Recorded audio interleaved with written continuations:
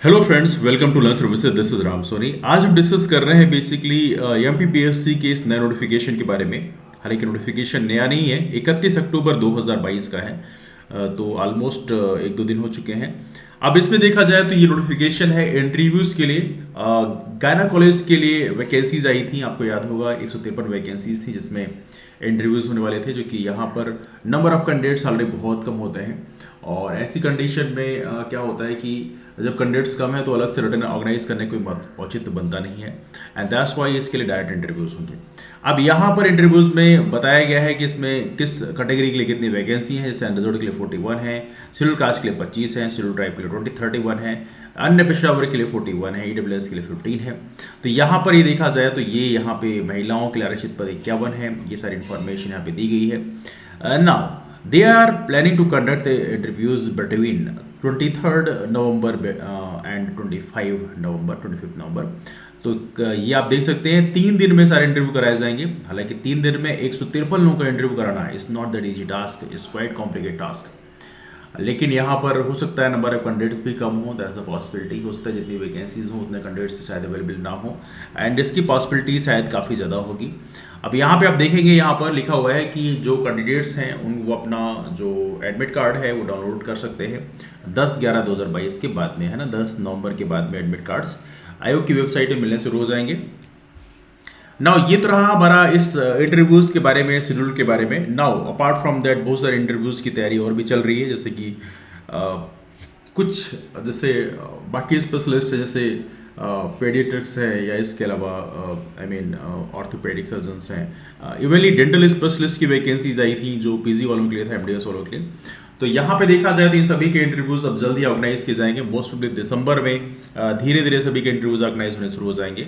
And evenly dental surgeon का interview होने वाला है। We had been planning to conduct the mock interview for it. तो उसका भी इंटरव्यू मोस्ट ऑफ दिसंबर में शायद कंडक्ट हो जाएगा। तो आप प्रयास करें कि एक टाइम बाउंड मैनर पे प्रिपरेशन करें, और ज़्यादा वक्त होगा नहीं, क्योंकि यहाँ पर एमपीपीएससी ने 31 अक्टूबर को नोटिफाई किया है और इंटरव्यू स्टार्ट कर रहे हैं कब से, 23 नवंबर से। मतलब आई मीन तकरीबन 20-22 दिन का टाइम आपको दे रहे हैं कि आप उस टाइम पे आप पूरी प्रिपरेशन कर लें, और उसके हिसाब से हो सकता है टाइम आने वाले कल में थोड़े और कम रहे। तो हम लोग प्रयास करेंगे कि अभी से प्रॉपर तरीके से प्रिपरेशन स्टार्ट कर दें। जो भी आप इंटरव्यू देने वाले हैं जिस भी एग्जाम के लिए, तो प्रयास करें prepare interview as early as possible, जिससे कि जो सब्जेक्ट्स होती हैं उसमें कमांड डेवलप करने में थोड़ा टाइम लगता है, बिकॉज कई बार हम लोग प्रैक्टिस कर रहे होते हैं। तो we are not just looking over the syllabus.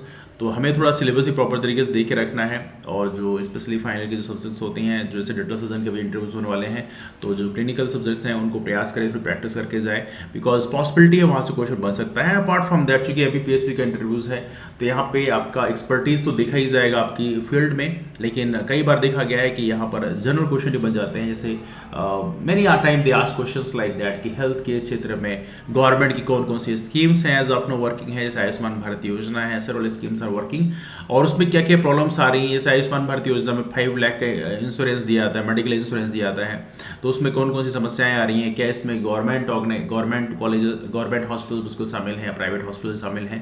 तो ये छोटी छोटी इन्फॉर्मेशन आपको यहाँ पर जानकारी होना जरूरी होता है। तो एटलीस्ट थोड़ा सा मगअप करके जाएगा, ऐसा नहीं कि रैंडमली आप चले जाइए। इवनली जो गायनाकोलॉजिस्ट के भी इंटरव्यू होने वाले हैं, या ऑर्थोपेडिक के होने वाले हैं, या इसके अलावा पीडियाट्रिक्स के होने वाले हैं, तो आप सभी लोग ये प्रयास करें कि थोड़ा सा ये चीज़ों को भी थोड़ा सा चेक करके जाइएगा। हालांकि आपके सब्जेक्ट स्पेशलाइजेशन जरूरी है, लेकिन अपार्ट फ्रॉम दैट यहाँ पर आपको एक्सपर्टीज थोड़ा ये भी होना चाहिए कि जो जीएस बेस्ड करंट अफेयर है, जैसे हेल्थ से जुड़ी जो स्कीम्स हैं, या गवर्नमेंट ऑफ इंडिया या गवर्नमेंट ऑफ स्टेट के द्वारा जो बजट एलोकेशन किया गया है हेल्थ के क्षेत्र में, तो such kind of things you should know about that, है ना। तो ये चीज़ें आपको एडेड एडवांटेज देंगी। एंड अपार्ट फ्रॉम दैट यहाँ पर एक और भी महत्वपूर्ण चीज़ आपको पता होना चाहिए, एंड दैट इज इसमें जो पहले आपका नोटिफिकेशन आया था, इसमें बताया गया था कि आपका सिलेक्शन प्रोसेस क्या होगा। तो बताया भी गया यहाँ पे कैसे इंटरव्यूज ऑर्गेनाइज किए जाएंगे।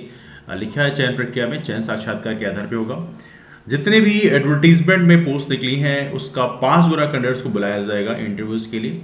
और इवेंटली अभी कुछ दिन पहले नोटिफिकेशन आया भी था कि कुछ कैंडिडेट्स का कैंडिडेचर कैंसिल किया गया था because of certain reasons. And apart from that यहाँ पे चीजें लिखी हुई हैं कि साक्षात्कार में प्राप्त अंकों के गुणानुक्रम के आधार पर अंतिम चयन सूची घोषित की जाएगी। अब यहाँ पर लिखा हुआ है कि जो पूर्णांक है आपका मैक्सिमम मार्क्स है 100 है, लेकिन इसमें कितने नंबर स्कोर करना आपके लिए जरूरी है। तो यहाँ पे लिखा हुआ है कि यदि आप अनरिजर्व्ड या ईडब्ल्यूएस के हैं तो उस कंडीशन में आपको 41% स्कोर करना जरूरी है।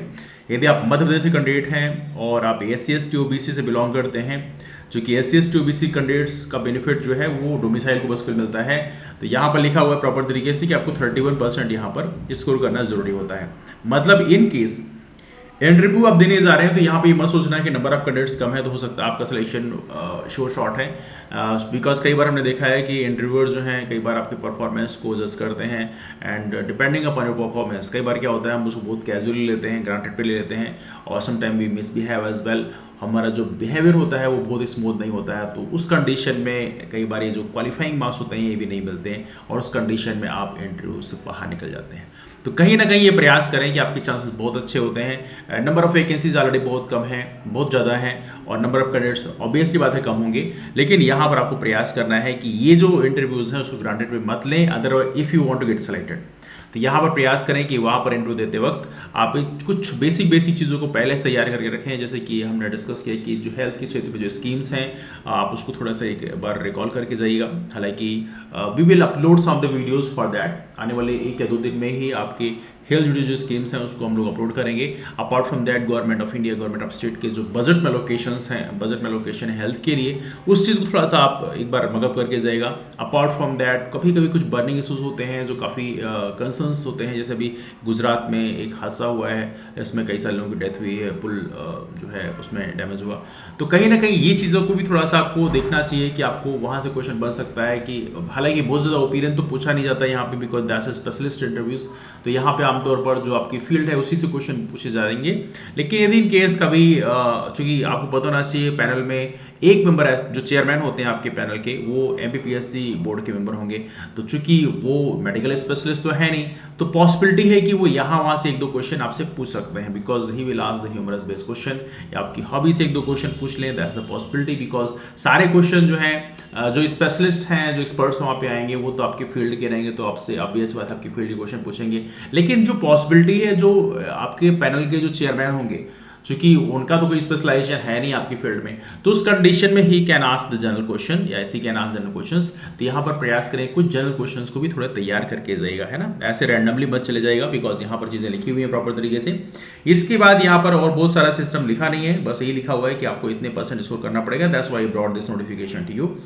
तो ये रहा हमारा इस इंटरव्यूज के शेड्यूल के बारे में। लेकिन बाकी जो इंटरव्यूज आप लोग देने वाले हैं, जैसे कि आप ये अपकमिंग में पेडियाट्रिक्स के इंटरव्यूज होने वाले हैं, आर्थोपेडिक होने वाले हैं, मेडिकल स्पेशलिस्ट के और बहुत सारे इंटरव्यूज होने वाले हैं, डेंटल स्पेशलिस्ट के इंटरव्यूज होने वाले हैं, apart from that dental surgeon का भी रिजल्ट आया है उसके भी इंटरव्यूज होंगे।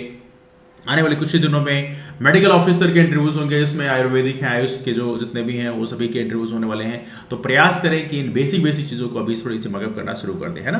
डिस्कशन को भी वाइंड अप करते हैं, मुलाकात करते हैं आप लोग फिर, तब तक के लिए bye bye, take care, have a wonderful day, keep up power and take care. और हाँ, एक और चीज़ है, यदि आप स्पेशलिस्ट हैं और we are running one Telegram group as well for that, तो हमारा एक टेलीग्राम ग्रुप है, उसकी लिंक मैं नीचे शेयर कर दूंगा, वो स्पेशलिस्ट के लिए हमने टेलीग्राम ग्रुप बनाया था।